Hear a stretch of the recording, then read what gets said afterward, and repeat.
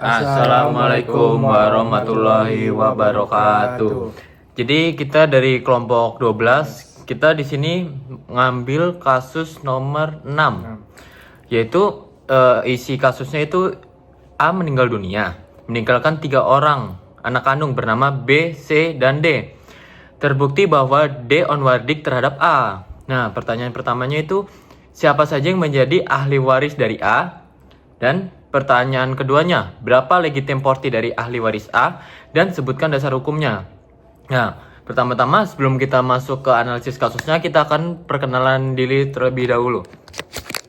Oke, perkenalkan nama saya Umar Jafar Ismail dengan NIM akhir 476. Perkenalkan, nama saya Rafa Resta dengan NIM akhir 454. Perkenalkan, nama saya Anggir Bagasuryo dengan NIM akhir 470.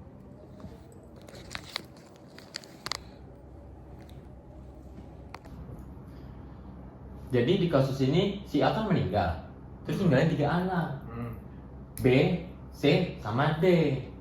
Tapi yang bikin agak beda, si D ini ternyata onwardik. Iya, itu yang menarik sih. Soalnya kalau normalnya semua anak itu otomatis tuh dapat ya sebagai jadi ahli waris.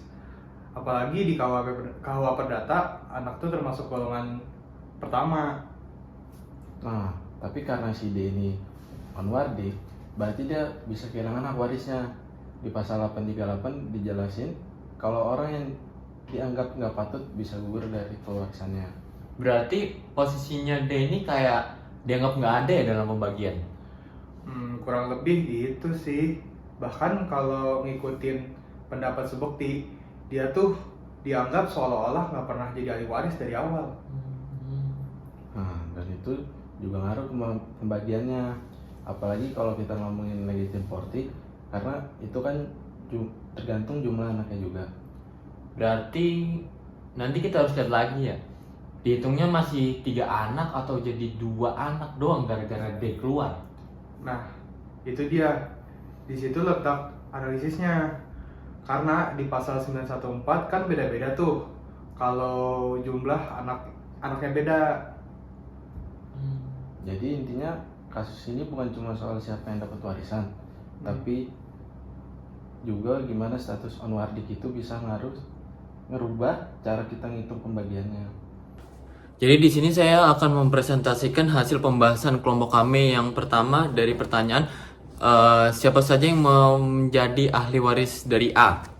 Pada dasarnya, menurut pasal 852 KUH Perdata, anak-anak kandung termasuk dalam golongan 1 ahli waris, yaitu golongan yang paling utama dalam pewarisan. Artinya, jika seseorang meninggal dunia dan meninggalkan anak-anak, maka anak-anak tersebutlah yang pertama kali berhak mewarisi. Dalam kasus ini, A meninggal dunia, meninggalkan 3 anak kandung, B, C, dan D.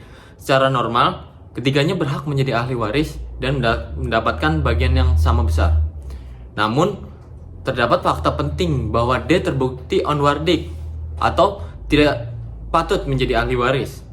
Konsep onwardik diatur dalam pasal 838 KUH Perdata yang menyatakan bahwa seseorang dapat kehilangan hak warisnya apabila melakukan perbuatan tertentu yang tercela terhadap pewaris. Misalnya, yang pertama membunuh atau mencoba membunuh pewaris, yang kedua memfitnah pewaris dengan tuduhan berat, yang ketiga menghalangi pewaris membuat atau mencabut wasiat.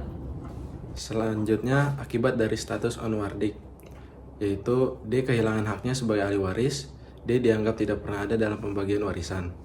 Hal ini dipertegas dalam doktrin hukum waris, misalnya menurut Subakti, bahwa ahli waris yang onwardik diposisikan seolah-olah tidak pernah menjadi ahli waris sejak awal.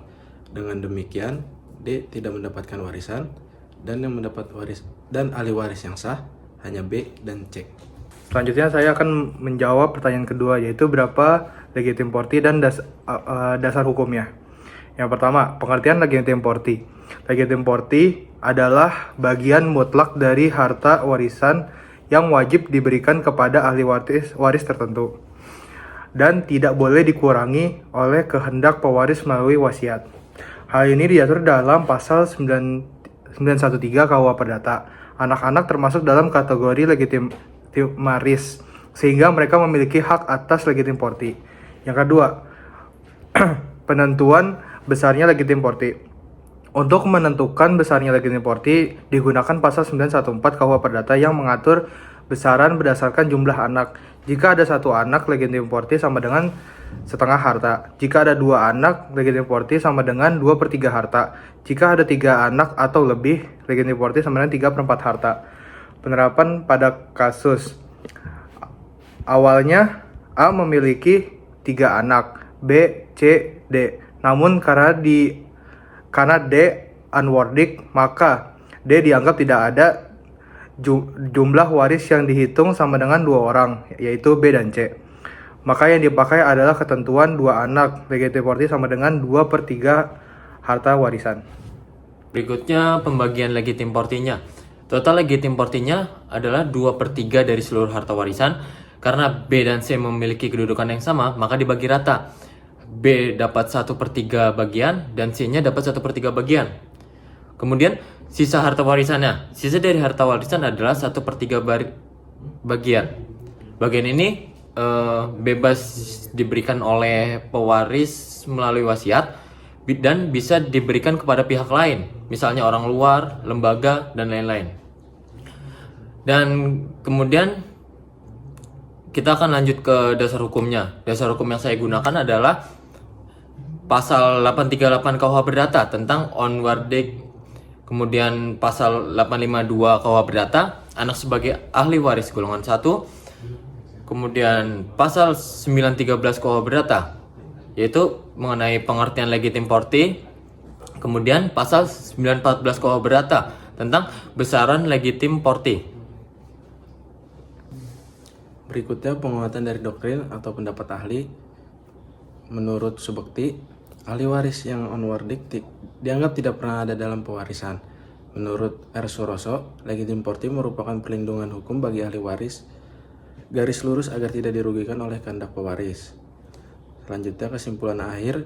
Yang pertama, ahli waris A adalah B dan C karena D gugur akibat onworthy. Yang kedua, legitim porti 2/3 dari harta warisan. Yang ketiga itu bagian masing-masing, B 1/3 dan C juga 1/3. Sisa 1/3 merupakan bagian bebas. Oke, selanjutnya atau yang terakhir saya akan membacakan sumber-sumber yang kita dapat atau daftar pusakanya.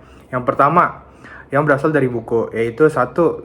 R. Subekti yang berjudul Pokok-pokok Hukum Perdata. Yang kedua, Wiryono Projodikoro yang berjudul Hukum Warisan di Indonesia. Yang ketiga, Ji Satrio, Hukum Waris.